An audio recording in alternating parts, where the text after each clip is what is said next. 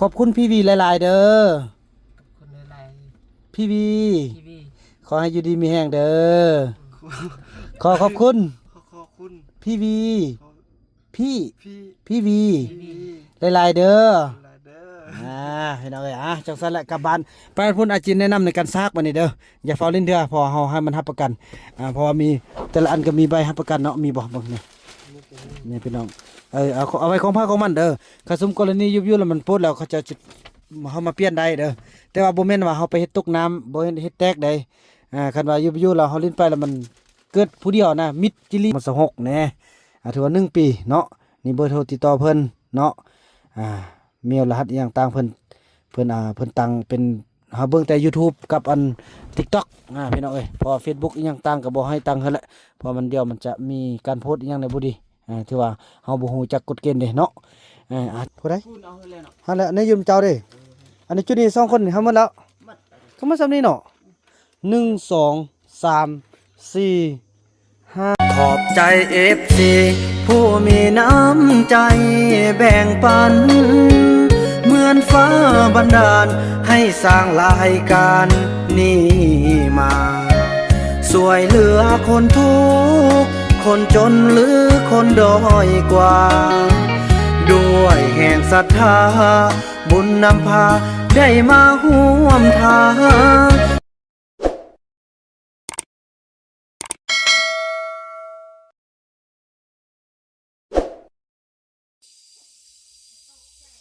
กับสบายดีและสวัสดีพี่น้อง FC ของบาวบุญนำกันเบิดสู่คู่สู่คนบ่ว่าสิอยู่ภายในหรืออยู่ต่างประเทศกันพี่น้องเนาะก็ยินดีต้อนรับทุกท่านเข้าสู่ช่อง BN สลาวเนาะหรือว่ามาพบพ่อกับบาวบุญนำเส้นเก่าเส้นเคยพี่น้องเนาะโอ้ยพี่น้องคลิปนี้ก็จะมาขอบบุญขอบคุณผู้ใหญ่ใจดีผู้ที่เพิ่นสนับสนุนเนาะนั่นก็คือทางพี่วีเนาะจากนอร์เวย์พี่น้องFC ทางฝั่งไทยแต่อาศัยอยู่นอร์เวย์พี่น้องเนาะตอนนี้เพิ่นส่งเงินมาจำนวน7,000 บาทพี่น้องขอบบุญขอบคุณนำพี่หลายๆเนาะพี่น้องส่วนรายการนั้นเนาะนี่เพิ่นส่งมาเนาะ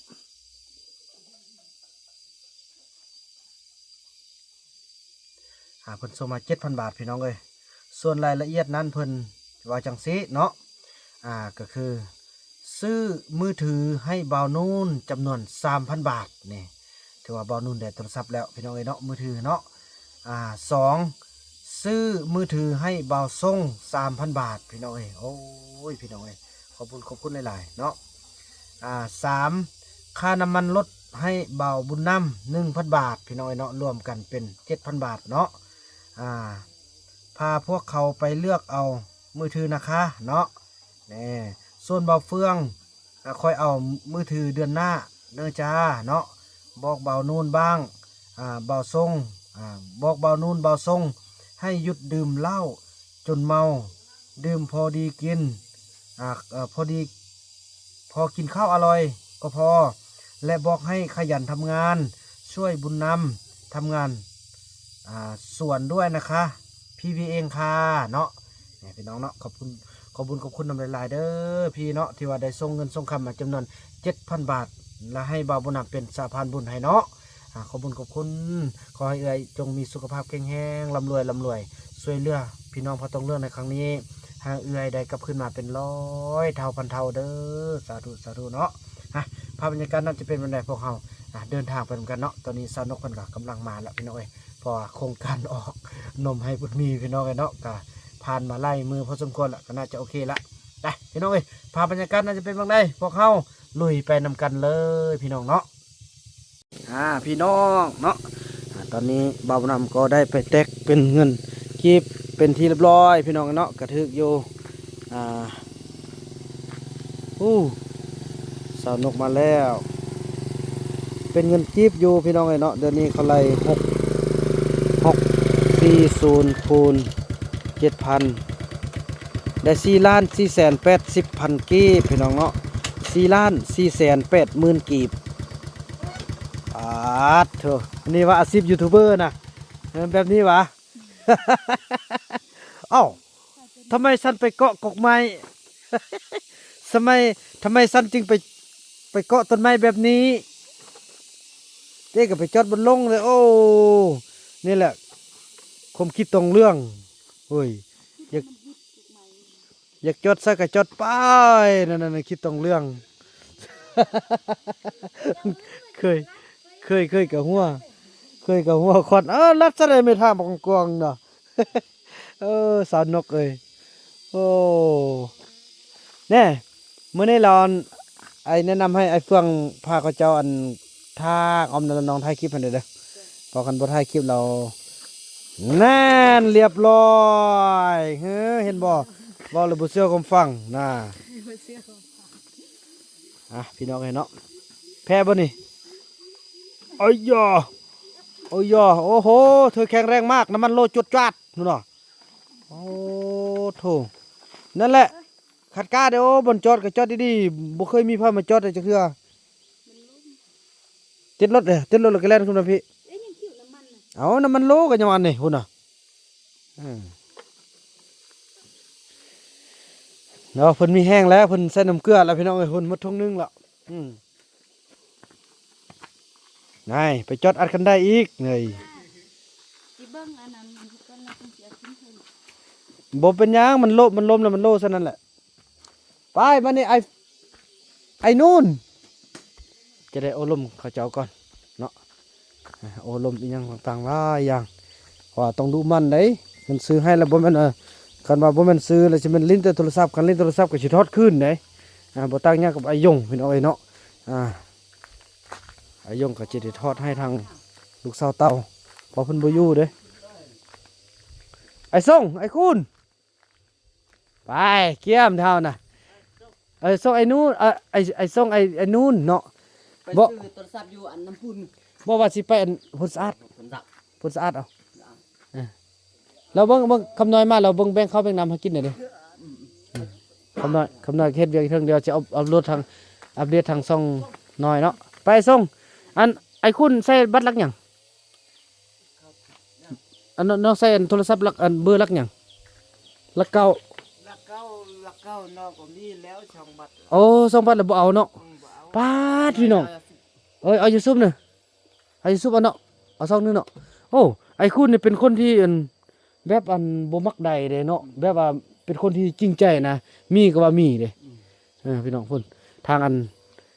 ในสร้างเนาะทางผู้รับผิดชอบเพิ่นก็ไปพาใหม่พุ่นแล้วก็เกี่ยมเฮ็ดเฮือนให้มันเร่งให้มันแล้วไปไอ้ส่งไปอย่าครึ่งมึงเด้อนั่น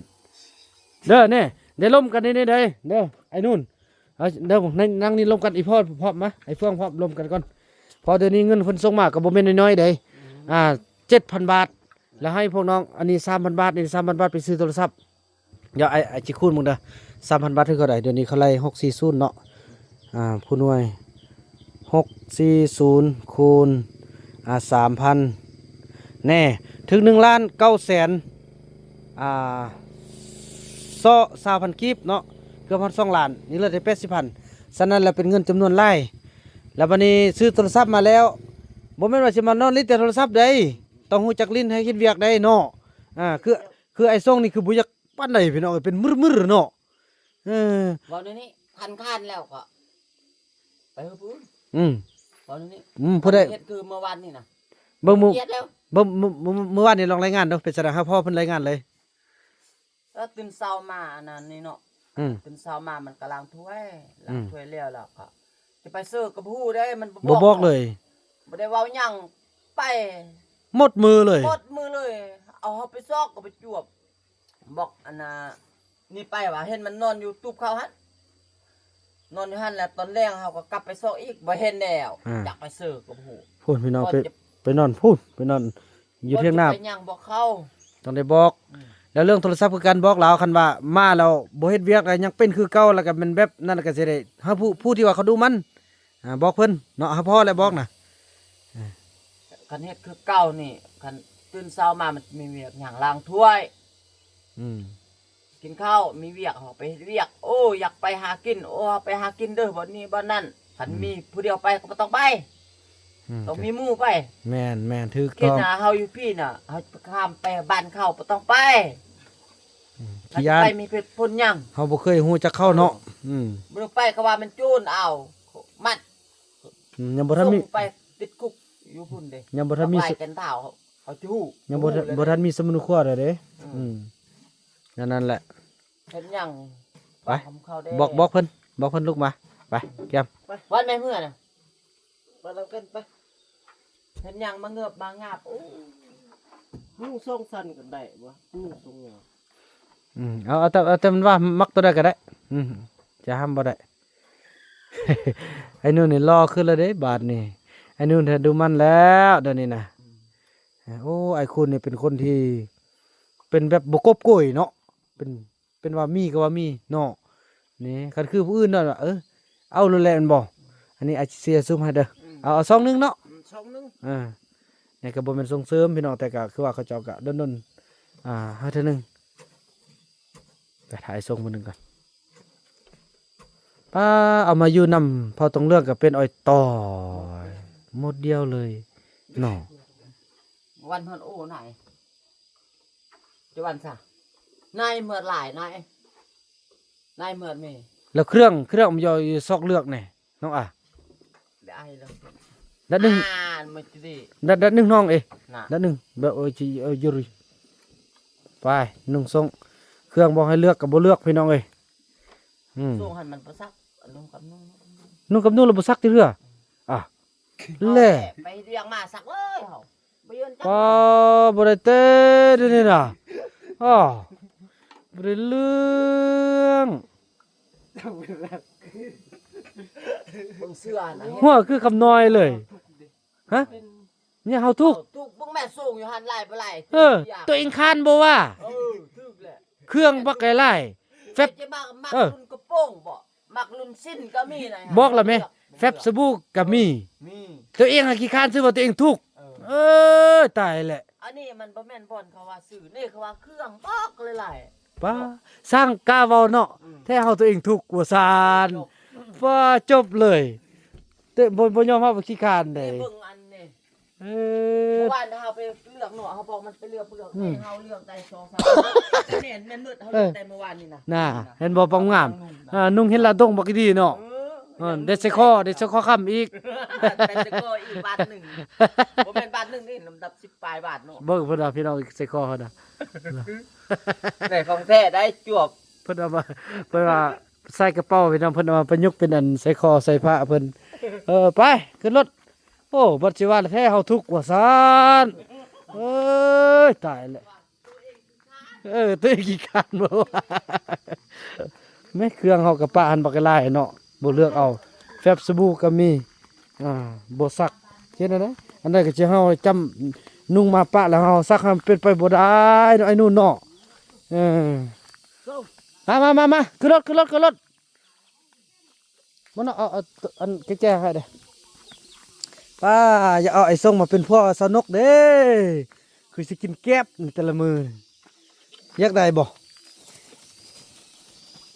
มีหัวแล้วจะไปยักได้อันอื่นให้เนี่ย โอ้บักเอื้อยอื่นน้องสาวก็ยังแบบนั้นคนละบนเอาโทรศัพท์หน่อยนึงเอาไปใส่โอเคโอ้บ่คือไอ้ลี่บ่คือน้องสาวลี่ติ คนละคนบ่ เออไป ลูกชูสัตว์ นี่เครื่องบอกไก่ไล่พี่น้องเอ้ยเนาะเครื่องบริจาคที่มาบนำเอามาให้เนาะ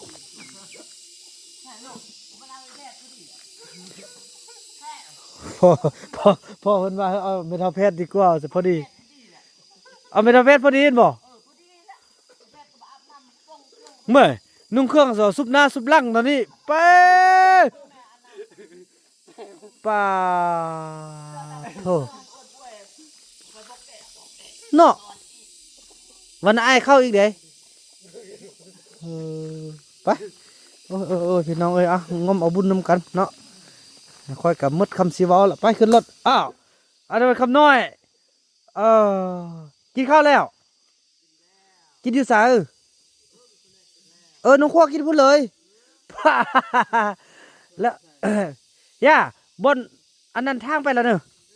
ทางแล้วทางมันแล้วยังต้อนน้ำเนอะ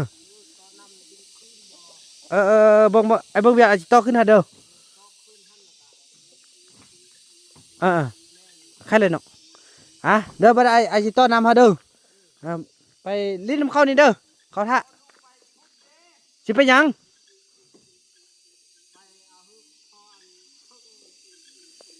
เอาเพิ่งไปเข้าเบิ่งแล้วเบิ่งดูเอามาเบิ่งดู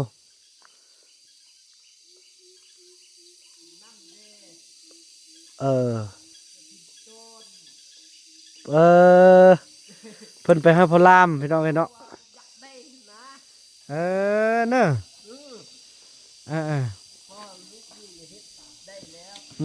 ะไปเลยมานั่งมากินข้าวพี่เด้ออย่ากินเหล้าเด้ออย่าไปกินเหล้ากินยาเด้อขอจับเหล้ากับบอกกินเด้อนั่นแหละเบิ่งเอาข้างอะไรเอารถออกไปเด้อ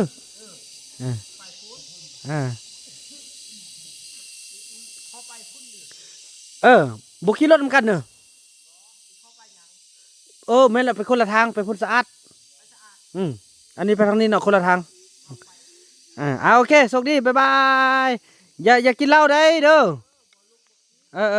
ลูกคำฮูเด้อจังสันเลยพี่น้องเนาะเดินทางพบกันต่อไปถือว่าแล้วพวกเราก็ได้เดินทางมาฮอดจุดนี้พี่น้องจากการที่ว่าเริ่มต้นเราก็จะต้องแม่นเงินของบ่าวบุญนำที่ทางพี่วีเฮามอบให้เนาะจำนวน 1,000 บาทบ่าวบุญนำจะมาเติมน้ำมันพี่น้องเนาะเนี่ยตอนนี้เราก็มาปั๊มน้ำมันกันแล้วพี่น้องเนาะโอ้โถขอบคุณทางพี่วีหลายๆเนาะพันที่ 1ออกก่อนพี่น้องนั่นก็คือน้ำมันเนาะไปใส่ก็ต้องใส่น้ำมุกน้ำมันจังซี่แหละพี่น้อง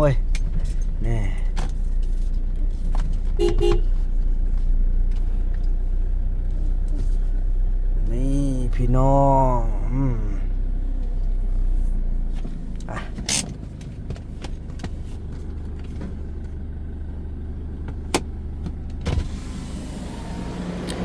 เอา6 เส้นกับ40เนาะ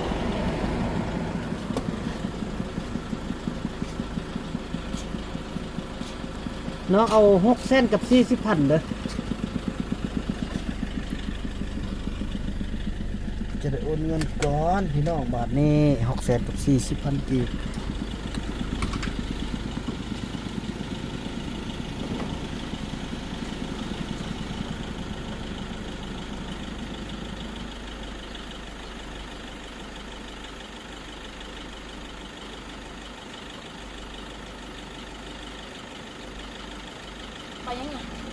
ไปซื้อโทรศัพท์มาบอนูน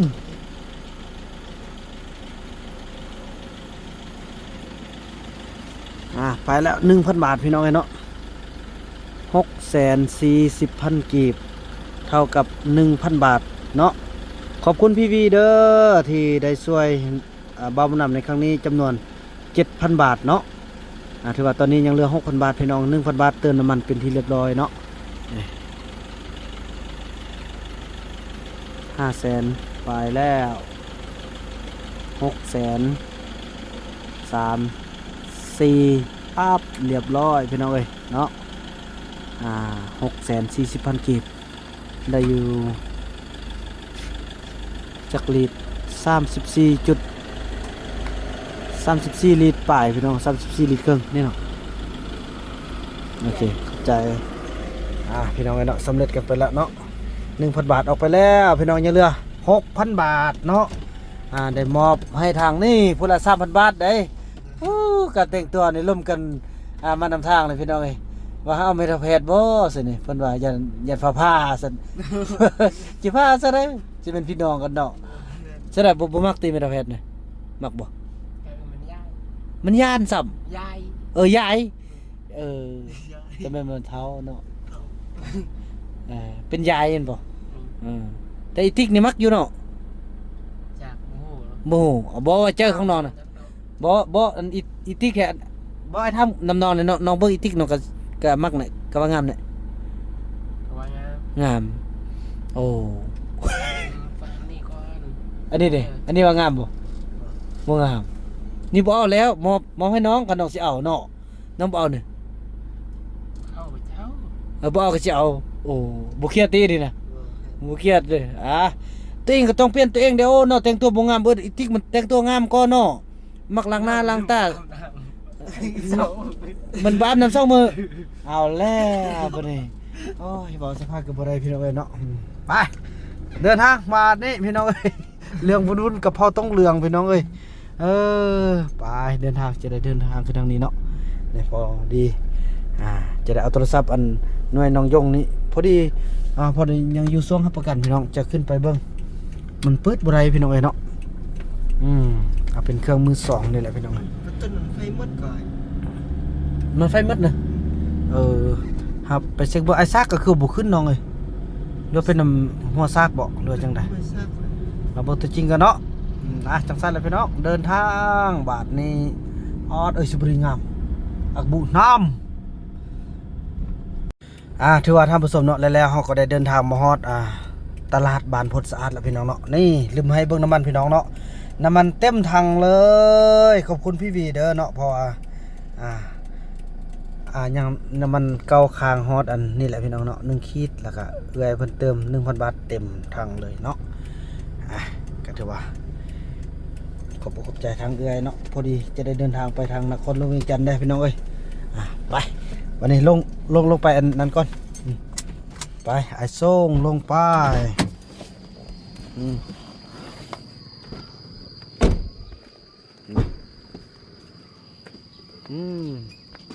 ฮอดขึ้นพุ่นละพุดเกือบเลยเด้อมาเห็นน้ำหนักบ่พี่น้องเอ้ยเนาะสบายดีไหมคะมีโทรศัพท์ได้บ่เจ้าเบิ่งเอารุ่น 3,000 นี่ถึกล้านปลายเนาะประมาณล้าน900,000ปลายมีบ่เจ้าเป็นมือนึงแม่นบ่ แม่นมื้อหนึงครับ โอ้เด้อ ต้นนี้เลย หับประกัน1 ปีอันนี่มาเลือกดูจะเอาหมดใดมาเลือกดูเอาเลือกพุ่นละหน่วยเลยอันนี้ถือว่าหับประกัน1 ปีเนาะเป็นมือนึง 1 ปีมื้อนี้พอจักสู้เลย โดยเลือกดูจะเอาเลยละนู่นมาไหมมาเอามาเลือกดูก็เลือก2 หน่วยให้มันบ่1 2 มีช่องซี เลือกดูเอาไหนเอาสีดำไอ้นู่นเอาตัวไหนอันเล็ดเงินบาทอะไรเท่าไหร่เดี๋ยวนี้640บ่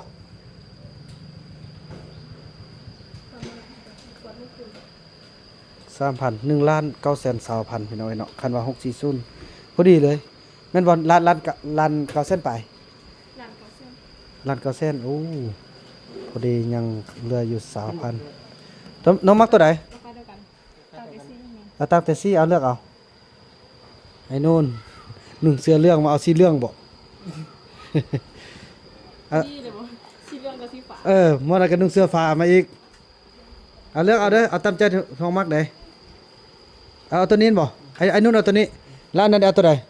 โอ้ไปตามเสื้อโอเคถือว่าเอา2 หน่วย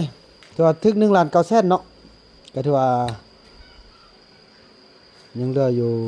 20,000เอาสะสมไว้นี่แหละพี่น้องเพอยังจะได้มีแถมเบอร์แถมยังพร้อมบ่ มีเข้มข้นเลย เอาครบสุดเลยเนาะถือว่าบริจาคยังเพิ่มเลยเนาะโอเคขอบใจอะไรถือว่าเรียบร้อยพี่น้อยซ่อมเครื่องเนาะก็ถือว่าเป็นเครื่องมือหนึ่งเราก็จะได้อันนั้นบอกเข้า YouTube เขายังได้หมดแล้วบ่อ๋อจะได้ตังค์ให้ครบทุกอย่างเนาะตังค์ให้เด้อแล้วเวียกเท่านั้นแล้วบ่เวียกเท่านั้นแล้วบ่บ่ไปแก้เวียกเพิ่นก่อนก็ได้เพราะเฮามาทีหลังมาเลือกไว้ก่อน เพิ่นลดเพลงสิติ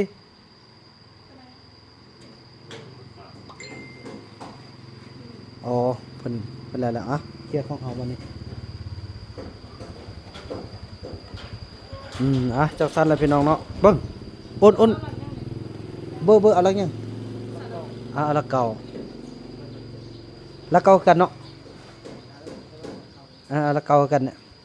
แล้วก็หนังสบายเด้ นี่สบายแดนบ่บัดนี้ตั้งใจเด้อผู้ใหญ่เพิ่นช่วยแล้วตั้งใจพากันเฮ็ดเวียกเฮ็ดงานบัดนี้ตั้งใจบ่ดื้อใดคันดื้อนี่เขาเอาคืนก็ผู้อื่นผู้ใดขี้คร้านนี่มันเอาคืนบ่เอาละเก่าหมดเลย แต่จริงลักเลิกก็แห้งดอกเขาจรบ่ได้อัปโหลดวิดีโอดอกอันเคสนี้ตัวนี้เนาะเคสเนาะอันเลือกเอายันมันสิเอาตามความมักอันกบน่ะเลือกเอาเลยโน่นบ่ได้บ่มีสิเรื่องเด้ไอ้นุ่น ตัวนี้บ่มันลงกันเป็นหนึ่งลงหน่วยกันละ เอาคนละซี่ เอาสีเดียวกันเนี่ยเอาหรือว่ามักตัวใดเอามักตัวใดเอาตัวนั้นรถบ่เป็นหยังเอาตัวนั้นเอาของใครของมันนี่เบิ่งโอนเงินกันบอกมา1,900,000คูณ2คูณ2ถึงอยู่3,800,000เนาะ มันชีได้กัน ได้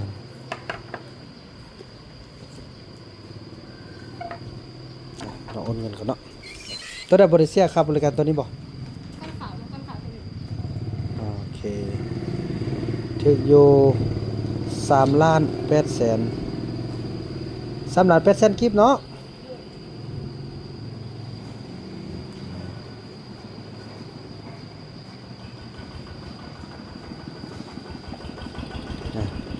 10ห้อยพันหมื่นแสนล้าน3,800,000กีบเนี่ยเนาะน้องเอ้ย จ้า บ่ได้ฮู้ไปติ บอกว่า เรียบร้อยพี่น้องเนาะถือว่าสำเร็จแล้วพี่น้องเอ้ยจำนวน 6,000 บาทเนาะโอ้พอดีราคาพอดีปบเป๊ะๆเลยพี่น้องเอ้ยเนาะถือว่าตอนนี้กำลังตังเอียงต่างเนาะเอาจังซั่นแล้วพี่น้องเอ้ยพบกันตอนต่อไปเพราะว่ายังสิได้แปลงโทรศัพท์หน่วยนี้อีกเต็มเนาะอันนี้ก็เป็นโทรศัพท์ที่เฮามาซื้ออยู่หานไปแล้วเขาจะเอาไปใส่เราแบตหมดแล้วเปิดบ่ขึ้นซักก็ซักบ่ขึ้นใส่ซักก็เอามานำนี่แหละอันนี้เป็นเครื่องมือซ่องที่เฮาซื้อให้ทางอายงเนาะพี่น้องเนาะแต่ว่าตอนนี้เพิ่นนี่เข้าป่าแล้วก็สิได้ไปให้ทางน้องเต้าเนาะจังซั่นแล้วพี่น้องพบกันตอนต่อไปตอนนี้สำเร็จไปเอาของพาของมันกลับบ้านกันบาดนี่เอาเลยชื่อบอกของผู้ใดเอาเดี๋ยวมีใบรับประกัน1 ปีเนาะพี่น้องเอ้ยโดยแม่นแหละคันว่ามันเป็นแบบธรรมชาตินี่แบบตัวนี้นี่ก็ถือว่าเพิ่นมาแป้งให้ละลาพี่น้องเนาะแต่จริงแล้วมันเป็นของเขาซากเนาะซากแล้วเขางัดแห้งมันขาดเดี๋ยวเพิ่นก็ช่วยให้ละลาเด้อจังซั่นแหละกลับก่อนโดยเก็บเอาเครื่องกับพี่น้องนี่ขอบใจแล้วไปกลับบ้านกันบ้านนี้ไปซากก่อนเด้อซากเต็มแล้วจึงเล่นอาจจะไปแนะนำไปขึ้นรถพอดีพี่น้องไอ้ตัวตาเลื่อนก็พอดีเอามาเติมบัตรเนาะพอเติมบัตรละ95,000เนาะเดี๋ยว2 บัตรก็ถึงอยู่เท่าไหร่น้องบ่าวมันนำโอนเมื่อกี้นี่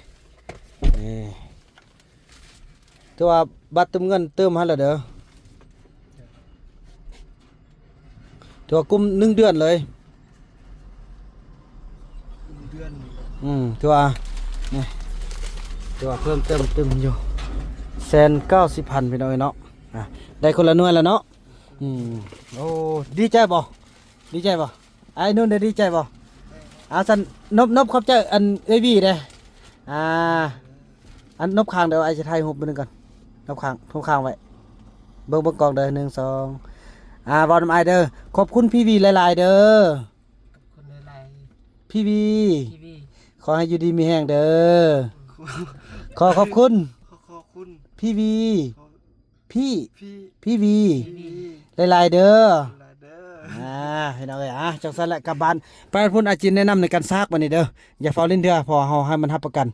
เพราะว่ามีแต่ละอันก็มีใบรับประกันเนาะมีบ่เบิ่งนี่พี่น้องเอาไว้ของพาของมันเด้อถ้าสมกรณียุบๆแล้วมันปดแล้วเขาจะ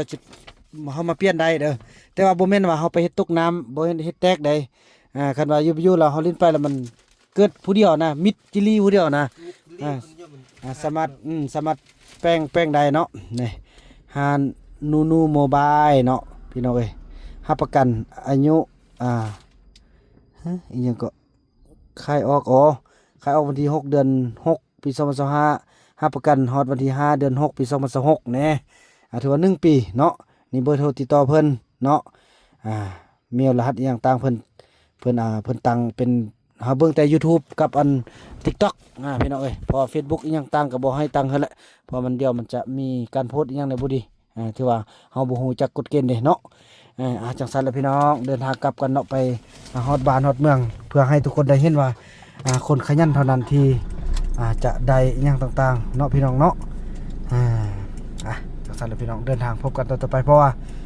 จะได้มอบเงินให้ผู้ละ50,000เด้มื้อนั้นมีผู้ใดได้เฮ็ดเวียกมื้อนั้นน่ะ50,000เดี๋ยวมีอีที่จะบ่เอาแล้วมันหาก่อนเข้าไปมังต้นซวยแล้วก็แล้วประมาณ ซื้อขนมมัน ซื้อขนมเนาะมีอีลีน้องสองคนเฮ็ดมันเนาะนี่เฮ็ดบ่มื้อนั้นน่ะ3ไอ้เฟือง4คูณ5อีลี6ไอ้เฟือง7ไอ้คูณ7คน5 7 35 35พี่น้องเนาะต้นให้กำลังใจเขาเท่านึง 50,000เอาไปซื้อเงินไอ้ข้ามเนาะไปพี่น้องจังซั่นแหละเดินทางพบกันต่อไปเนาะตอนนี้เนาะเฮาก็ได้มาฮอดเงินของอันสาวคำแล้วเฮาก็จะได้ไปทอนเงินมาให้กับเจ้าก่อนพอมื้อนั้นบ่าวมื้อนั้นได้ติดนี้เท่าไหร่ก็จักคนก็ไปเบิ่งไปแล่นกันลงมาเขาเจ้าเฮ็ดเวียกให้มื้อนั้นเนาะว่าสิให้บ่ได้ให้เทื่อ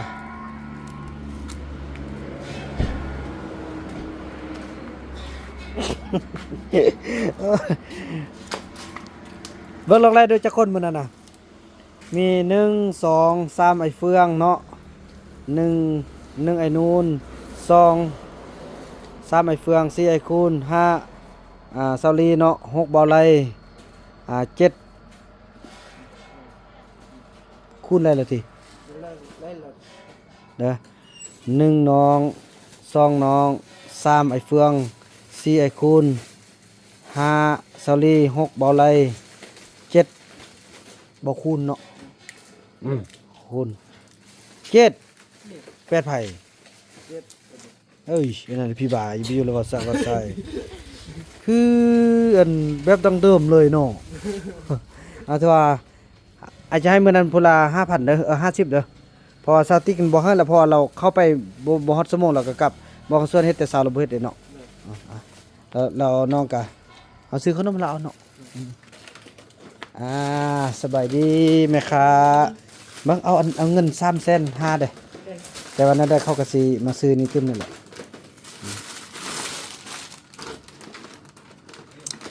350,000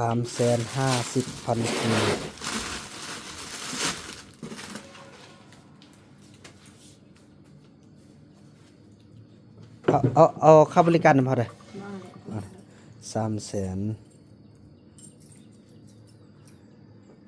พวกน้องอยากซื้อหยังก็ซื้อเลยเด้ออันนี้เป็นไอ้มอบให้พวกน้องเด้อครับพวกน้องเฮ็ดเวียกโอเค3,500,000นี่เด้อกลึบบางจิโทรหาไอ้เฟืองก่อนเราสิเอาหยังให้ซื้อไปให้ตอนนี้เลยได้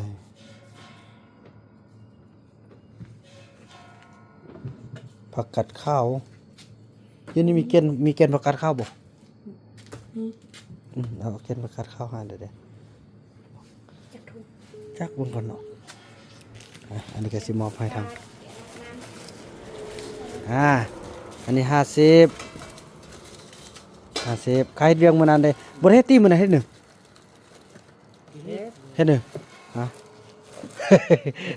มื้อหนึงเอาไอ้ให้พวกน้องสิซื้อหยังก็ซื้อเอ้ยเอาแต่พวกน้องว่าโอ้มาฮอดหานแล้วบ่อยากย่างมากก็ซื้อเอาตอนนี้เอ้ยคันอยากย่างแล้วก็ซื้อกับยังไง กับอันนี้ผักกัดข้าวบ่ผักกัดข้าวนี่ผักกัดย่อนี่นะ กัดข้าวอันนี้ วะผักกัดข้าวเป็นผักกัดกันจองนะตัวห้ากับพับไส้เนี่ย กันจ้องขนาดนั้น อันนี้ผักกัดย่อป้าหรือว่าป้านี่เรามาซื้อเองเนาะยันบ่ทึกเนาะ กันจ้องเท่านี้นะ อันนี้สังเกตได้เนาะจะมีคือเดียวมี2-3เครือก็ยาครบหอบ1 ปีแล้วอยู่ป่าพวกนั้นมักน้ำ ซอกซื้อไหมซื้อยังอยากซื้อนะซื้อไหม อยู่ในเนี่ยไปรอไปยัดซุปนะ ไปจะเอาเงินให้ตัวเองแล้วเป็นอะไรคือบ่เต็มนี่คือมือไม่ได้มือเนาะบ่แม่บ่เมาเบิดยังแหละ คนเยอะซื้อคุณเขาจับเป็นตุ๊ดนะเดี๋ยวอันนี้ก็ได้เอาตุ๊ดนึง เอาเท่าไหร่จะซอง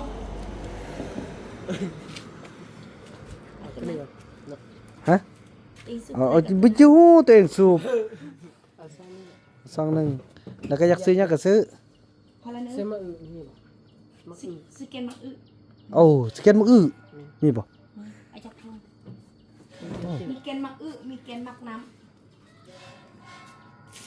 เอาเลือกเอา มีแกนมักน้ำมีแกนมักอึไอ้จักซองหนึ่งเป็ดพัน อ้าวซาลีก็โทรบ่ได้ สองอันหนึงมันมีหน่อยเดียวอ่ะสองอันแกนอันนี้บ่เอาติมักน้ำเอาหนึ่ง ไอ้คุณได้ซื้อหยังมาซื้อหยังสิเอามาซื้อผู้เดียวโอ้แล้วซื้อเหล้านี่แม่นนี่เอาแม่ก็จะเอาก็เอาตอนนี้ดีกว่าย่างออกมาแล้วว่าเอ้ยย่างหุ่นแต่ว่าซะนะ โอ้ผู้ใดก็บ่รับใช้ไปเอาเงินไปให้เขาเอาให้เขาไปซื้อเอา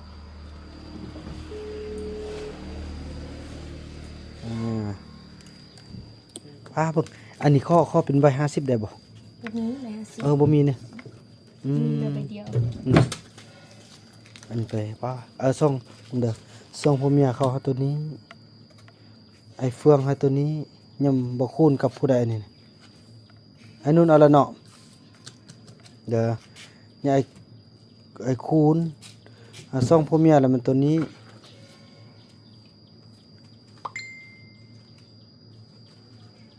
แม่นบ่เบิ่งเด้อไอ้คูณบอลไล่กับซอลี่เอาตัวนี้ แล้ววันนี้ก็เอาอันนี้เป็นข้อกันไอ้คูณแล้วมันยังไผวะเบิ่งสติ๊ก บ่สติ๊กบ่ให้มึงเด้อบอลไล่กับซอลี่ตัวนี้ไอ้เฟืองเอาไอ้คูณตัวนี้เนาะก็ให้ไอ้3.5เนาะ เอาให้เลยเดี๋ยวจะให้ ก็ว่า ไอ้ไล่คือเอาไป7คนบ่ไปไล่ดูไปจริงก่อน ก็แม่นว่า75 35 เนาะแล้ววันนี้ไล่คนคือบ่ฮอดซะนะบัดนี้ฮอดก็เอาไปเป็นเงินให้กระเป๋า นั่นน่ะพี่น้องเดินทางกลับกันเนาะพี่น้องเนาะ ได้เด้อ โดย ตกเฟืองก็เราจะเอาหยังติตกเฟือง จะเอาเงินไปให้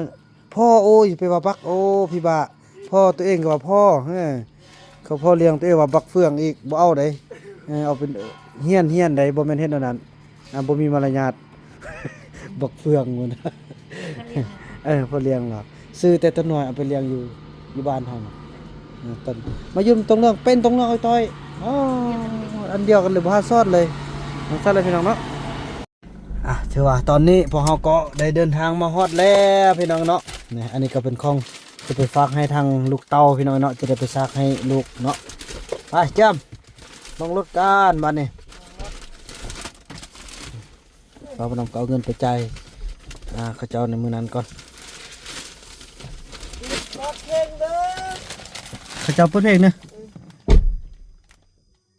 เบิ่งไป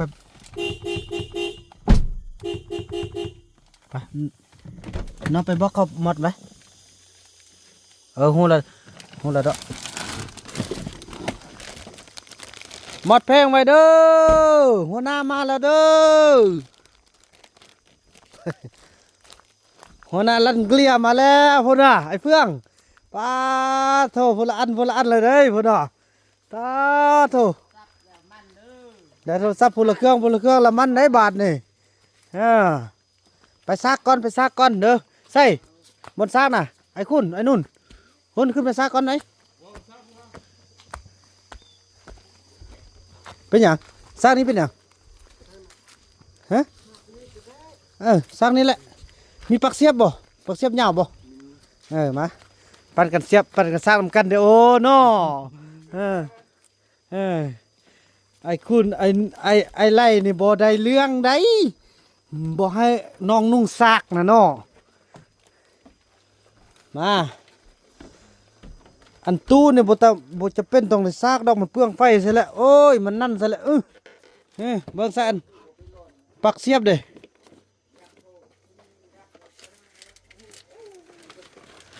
บ่ใส่ปักเสียบยาวย่าเสร็จแล้ววะ มีปักเสียบยาวบ่นี่คนละหน่วยเลยพี่น้องเอ้ยชื่อของไผของมันเด้อแล้วท่งอันบังคับประกันน่ะนะแก้มเอาไว้ของไผของมันได้ลี่น้องมีปักเสียบบ่ปักเสียบยาวนี่ต้นเฮาเสียบพุ่นแล้วมันออกมาได้หลายหูนะซักดูนี่ป้าเธอทองแห้งเอาต้นนั้นเสียบเลยน้อง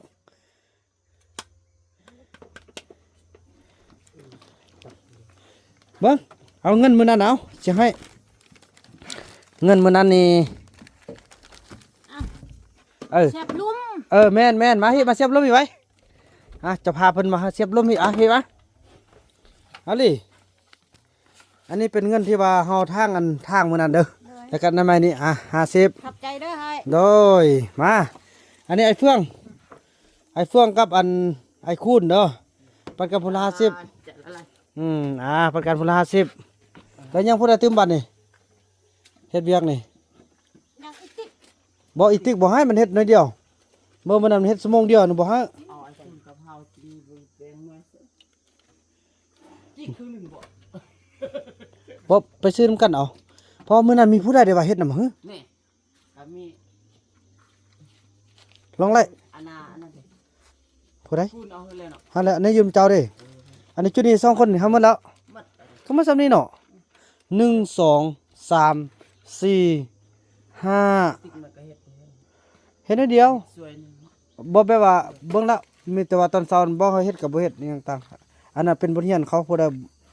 อยากเฮ็ดเราเฮ็ดมันอาจสิเฮ็ดมาน้อยเดียวสิได้สำคัญก็บ่ฮั่น นี่เขาเลยเด้ ซักเต็มๆก่อนเด้อนี่แท้จริงปิดเครื่องก่อนแม่เฮาบอกน่ะปิดก่อนโอ้พวกเจ้าบ่ฟังความเฮาพวกเจ้านี่น่ะบ่เขาปิดก่อนจึงลิ้นมันจึงทนแบตน่ะให้มันเต็มก่อนโอเคมันบอกให้สินี่โอ้น่ะปิดละแล้วเอาทุ่งนั้นไปของพระของมันเด้อนี่พี่น้องเอ้ยสำเร็จ สลีได้แล้วเงินเนาะเอาว่าจะซื้อบัตรนั่นบ่ซื้อแล้วเอาเงินให้เลยเด้อฮะห้ามเมาไปอันนี้เป็นเมียนของพ่อของมันเด้อตั้งใจบัดนี้นะเฮ็ดเวียกเฮ็ดงานให้มันดูมันในบัดนี้เนาะผู้ใดขี้คร้านแล้วมันเขาทอดขึ้นก็นี่คืออันจุอียงนี่ไปป้าเขาก็ทอดขึ้นไปให้เต้าพุ่นอันนี้คือกันอยากได้โทรศัพท์แล้วมันเฮ็ดเวียกเด้อ อยากได้โทรศัพท์มันเฮ็ดเยียก อันนี้คือกันเด้อมันเฮ็ดเวียกอาบน้ำเด้อนอนละลาแล้วบ่ได้เด้อมักไอ้เฟือกมักไอ้ยงบ่ไอ้ส่งบ่ ไอ้ส่งว่ายันบาปซั่นนี่ เพิ่นก็สร้างซื้อเด้เพิ่นเอาเงินไปซื้อนี่ไปปลูกใส่เนาะซื้ออยู่อันบนนอกอนามัยนะ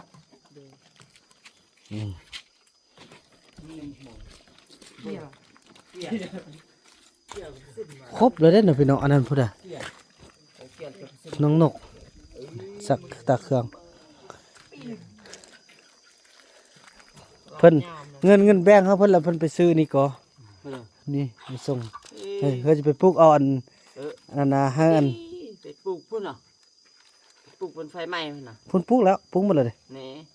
อันนี้มาปลูกนี่แหละปลูกให้มันเฮ็ดเป็นหันเขา มันปลูกอยู่นี่เอา เอาเมียนดีๆเอาเมียนไว้บ่เสียได้บัดโทรศัพท์เกิดว่ามีปัญหาหยังเฮาได้ไปเปลี่ยนเอาคันบ่มีเบอร์นี่ก็บ่ได้อีกได้ อุ่นดักกระเป๋า 1 ปีพุ่นเนาะครับประกันน่ะเพราะเป็นเครื่องมือหนึงเป็นเครื่องมือหนึงแกะกล่องเลยพี่น้องนี่เนาะนี่เมียนไว้64 กิกะไบต์มันสำนี้ก็ได้ละมันเฮาเล่นเฟซเล่นไลน์เด้บ่คือที่เฮาได้ YouTube มันต้องไล่ต้องประมาณ500ปลายเด้พี่น้องเนาะ200ปลาย200ปลายมิกะไบต์เย้อ้าวมื้อนี้ก็ไอ้สปริงงามบ่นึกไปซะได้บ่เฮ้ยน้องกวดนี่ บ่แม่นไหน ผู้ใดกวดนี่อีหลีเฮ้ยเอ้าย่อสร้างกวด ดีสั่งวัดหนองขาน โอ้น้องอย่าไปคาดโอ้เฮือนตัวเองคาดเห็นหยังคาดแน่เนาะไอ้ท่านนี่คาดมันได้ยังขึ้นมาป่ะ ขานเด็กใหญ่ลิงวัด อืม คานมันได้ความสบายใจขึ้นมาเนี่ยเออนี่กากเริ่มงามขึ้นมาเริ่มงามขึ้นมาน่ะนี่ไอ้ส่งเราอันนั้นเอาเงินไปซื้ออันแก้นมักแล้วสิปลูกหั่นละเช็ดเป็นหานขึ้นเอาไว้เป็นมากกับน้องก็ บ่เลยอายอินเล่หัน อีหลีจะเอาซะได้เขามีผัวล่ะมันเว้าบัวเด้โอ้ ปลูกเนี่ยเป็นใหญ่อีหลีเก็บเนี่ย เก็บกระยามันหาญาติกินเนาะ บ่ญาติกันดอก นี่เอาอีหลีเว้าแท้โอ้บ่ดีอยากได้หลายผัวเนาะบ่แท้จริงอันไอ้บอกแล้วไอ้บอกส่งแล้ว อันผู้ใดมีลูกมีผัวบ่ต้องไปล้มเขาของเขาอย่างต่างกัน แล้วก็บ่นั่นดอกบ่อันบ่ล้มดอกบ่ล้มดอก แวะมียาชุบบ่จะชื่อแล้ว นี่เอาพ่อไหมพ่อซื้อเอาพ่อ เมื่อเอายาสูบให้อันสติ๊กเด้จะกอกจะอึดเด้ ไอ้ลืมเอาเมนี่ไอ้จำฮะ อย่าเย็นสินี่บ่ชุบ โอ้ยนี่ฉันไปเอา ยาเพชร นี่เป็นไอ้ออกไปซื้อให้เด้อมื้อนี้ไอ้ลืมเนี่ยว่ะไล่เวียพวกน้องซื้อโทรศัพท์เด้อันมีเนี่ยเด้นั่นน่ะเด้อค่อยเป็นค่อยไปในร่มว่านี่เห็นบ่ซื้ออันมาปลูกคันดีดัก แต่น่ะตันฮักเด้พี่น้องไอ้สติ๊กเกอร์สร้างยอกเด้พี่น้องเอ้ยในวันนั้นเอาพี่น้องเนาะก็ถือว่าคลิปนี้ก็ขอบคุณเนาะพี่น้องเนาะทางผู้ใหญ่ใจดีก็คือทางพี่วีเนาะอยู่ทางนอร์เวย์ที่ว่าช่วยสนับสนุนจำนวน 7,000 บาทนะพี่น้องเนาะโอ้ยขอบคุณนำหลายๆน้องนุ่งก็ถือว่าได้เป็นสะพานบุญให้มหอนนี้ก็ถือว่าเสร็จสิ้นภารกิจแล้วนะเอ้ยเนาะขอให้ใส่ให้พรให้ทางเอื้อยและครอบครัวอยู่ดีมีแห้งอยู่มีใส่ไปมีโศกกินอย่าเสด็จบกจกอย่าเสด็จแห้งขอให้อายุมันคนยืนขอให้ร่ำรวยอายุยืนยาวมันพันปีจะได้ให้เนาะขอให้เป็นโฮมโพมใส่ให้ลูกให้หล้านให้พี่น้องพอตรงเรื่องโดนและตลอดไปด้วยเถิดเนาะคลิปนี้ป้าวันนักจะขออนุญาตกล่าวคำว่าสบายดี